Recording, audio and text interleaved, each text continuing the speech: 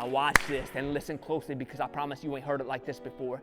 Jesus comes walking on the water. And most of us aren't even willing to get in the boat and cut the ties that bind, leave one shore for the other, because all of a sudden we just think we adrift, we in a current, and we don't know if God is going to show up. But I promise you, the one that spoke, I will never leave you nor forsake you, like I ain't ever going to abandon you, he will show up. And in the dead of night, in the struggles and the turmoil, he showed up walking on the problem, right? Walking on that water. And they were terrified at his presence. I promise you, baby, if you are willing to follow God and get off one shore to go to the one he has decreed you to go to, he will show himself in it.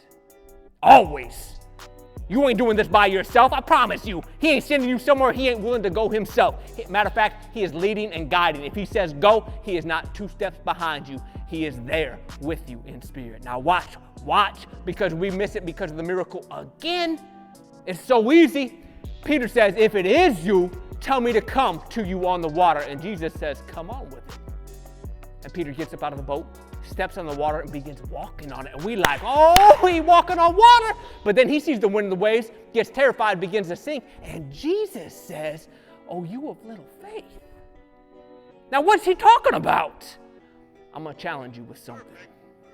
I don't think it's merely the fact that he was seeing the wind and the waves and he was sinking in water that he lost sight of.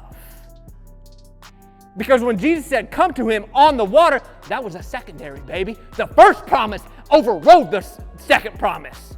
He said, we're going to the other side. And Peter, thinking he about to drown in it, forgot the first promise. He forgot that he wasn't going to drown in the middle. And when God calls you off one shore to go to the other, don't you dare think you're going to flounder in the middle and die in it. God is with you. He is for you and not against you. He will take you to the other side. So I don't care what happens in the middle. You best believe the first promise that God spoke. Peter took his eyes off the promise that God spoke to him. We're going to the other side. And he says, you of little faith. Why did you doubt? Doubt what? That I'm going to take you all the way through. That I'm going to make good on my word. That I'm going to take you to the other side. I don't care what wind, what waves come. You think it's because I'm walking on water? It ain't got nothing to do about that. You doubted the original promise, boy. Where is your faith? I said to the other side. I didn't say you were going to sink in the middle. Don't get it twisted. It ain't about this. It's about that.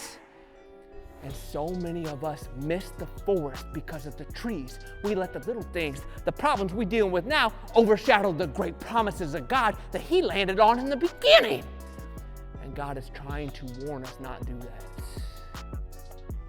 Because his promises cannot be undone by a problem. I don't care how big. I don't care if you sink in the water. The original promise stands because your God decreed it, period. So don't have little faith in what? Not in the situation, in your God. Because his original is always enduring.